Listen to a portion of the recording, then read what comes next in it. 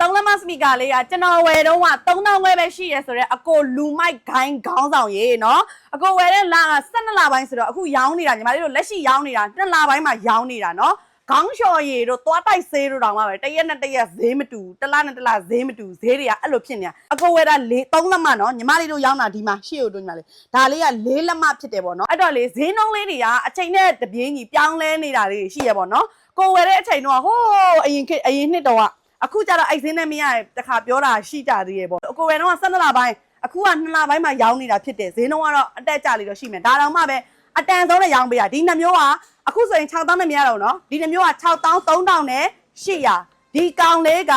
9000 9000နဲ့900အခုကတော့ဒီပေါင်းရဲ့အတန်ထုတ်ကိုစမ်းပြပေးမှာဖြစ်တယ်ပေါ့နော်တချင်းလေးလဲဆိုပြမယ်ရှိသလားမြတ်တာပြေလဲမှာကွယ်ရွှေကြလေးပွင့်တလို့ပုံနဲ့ရှင်လွာကြဒီကပါကြီးမဲအချင်နာချစ်ပန်းရဲ့ပွင့်ပုံကွယ်အချစ်ဆောင်မတော်တာဒီမာရဲ့မင်းလုံးသာနေရသူမောင်ရဲ့အရက်တော့စကားမလာပါစေနေမယ်မျက်နှာဆုံးပါပဲကွယ်